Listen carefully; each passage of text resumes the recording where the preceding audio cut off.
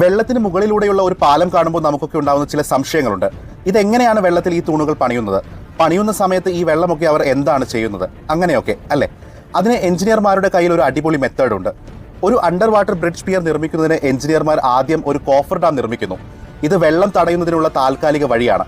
അതിനായി pile driving hammer ഉപയോഗിച്ച് guide പൈലുകൾ install ചെയ്യുന്നു. തുടർന്ന് ഷീറ്റ് പൈലുകൾ കടലിന്റെ അടിത്തട്ടിൽ നിരത്തി അണക്കെട്ട് രൂപപ്പെടുത്തിയെടുക്കുന്നു.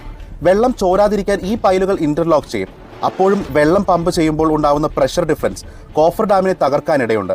അത് തടയാനായി ഒരു ബ്രേസിംഗ് ഫ്രെയിം അതിലേക്ക് കൂടിച്ചേർക്കുന്നു.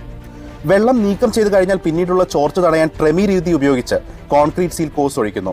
ഒടുവിൽ കോഫർ ഡാം നീക്കം ചെയ്തതിനു ശേഷം പിയറിന്റെ സ്ട്രക്ചർ ശക്തിപ്പെടുത്തുന്നു. കോൺക്രീറ്റ് ഒഴിച്ച് ശക്തമായ അടിത്തറയും ഉണ്ടാക്കുന്നു. അങ്ങനെ 14 മുതൽ 28 ദിവസങ്ങൾ കഴിയുമ്പോൾ ബ്രിഡ്ജ് പിയർ റെഡി. സൂക്ഷ്മമായ ആസൂത്രണവും കൃത്യമായ ടെക്നിക്കുകളും ഉപയോഗിച്ച് ഇത്തരത്തിലുള്ള കടുപ്പമേറിയ അണ്ടർ വാട്ടർ പ്രൊജക്ടുകൾ പോലും വിജയകരമാക്കാം.